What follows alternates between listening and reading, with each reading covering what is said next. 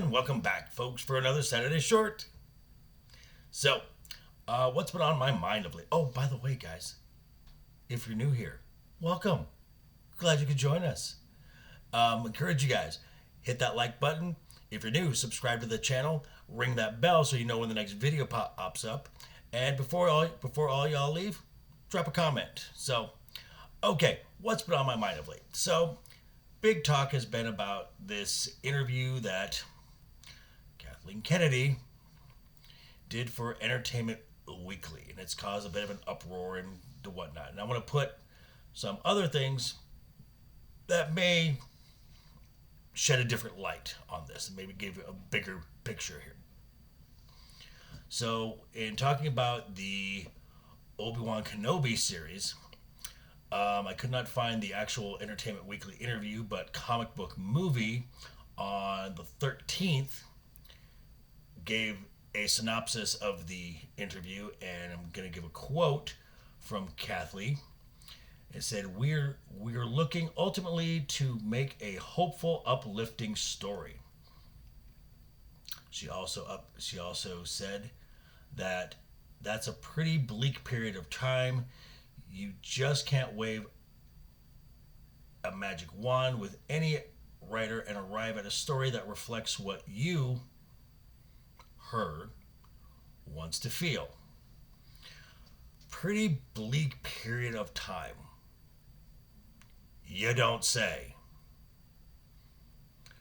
This is set 10 years after the events of Revenge of the Sith. Order 66 is happening. The remaining Jedis are being hunted. This is the height of the Empire. Yeah, it's pretty bleak, Kathy. You can still have a story that's not quite a happy ending, but still be a beautifully done story. Have you watched Clone Wars? Did you see the last 4 episodes? Pretty bleak. Beautiful, but bleak. And, there was talk of a new writer being brought in, and that this was Kathy taking control and saying that the story wasn't going in the right direction, so I made a decision that to put this on the right track. Hold on.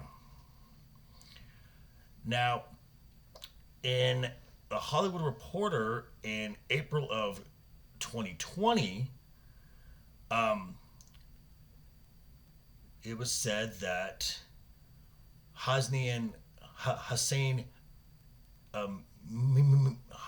Amini, who was the original writer for this series, they had started doing the pre-production, the writing process of this during Mandalorian Season 2. That the plot points were way too similar to already existing plot points from The Mandalorian.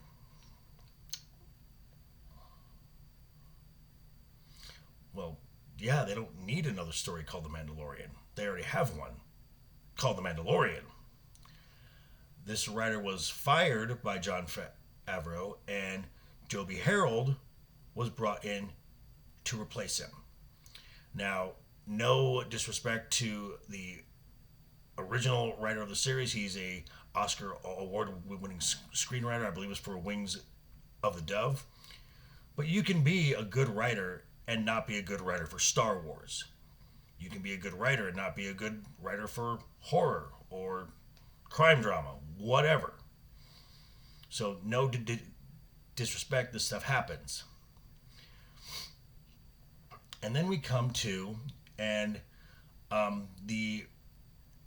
in the 14th of this month, in the Hollywood Reporter, sheds a little more light on this. Now, apparently, in the original script, the main antagonist was going to be Darth Maul.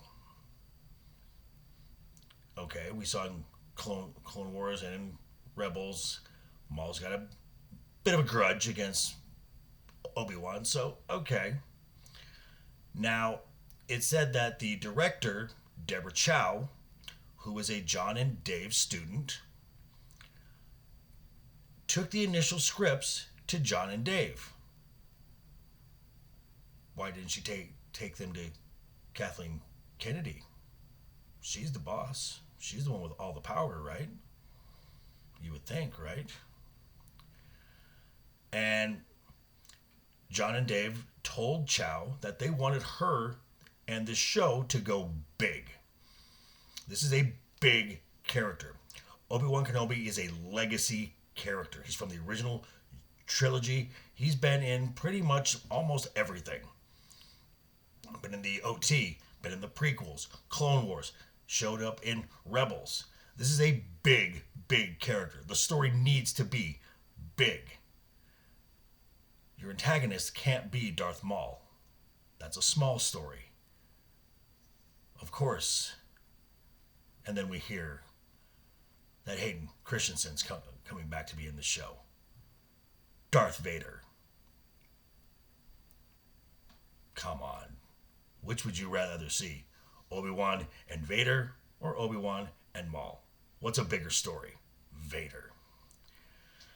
And this was coming off the success, the huge success of Mandalorian Season 2 with the triumphant return of Luke Skywalker and Jon Favreau having the ear of CEO Bob Chapek. He went to Chapek and Chapek told Kathy to put the brakes on this. We're going to push this back. We're going to start all over again. So in my opinion, the Entertainment The Weekly interview was Kathy trying to get out in front of this because I believe she thinks this show is going to be a huge success. And she likes being relevant. She likes to think that she's important. She likes to think that this was her decision. And she's going to let all you know that I was in charge and I took care of this. No. This was Jon Favreau saying, what the hell is this crap? Putting the brakes on it and letting his team take over. Now, this gives a lot of credence to the rumor that John has got this title within Disney. He's not an employee of Disney. He's more like a contracted creative consultant that studio heads would report to him and give them their creative ideas, and John would give his feedback to it. That would actually, might that put John above Kathy? Just saying. So, keep hope, guys. Keep hope. There's still a lot of stuff that we don't know that's going on right now. So, that's just my take. I turn it back over to you now.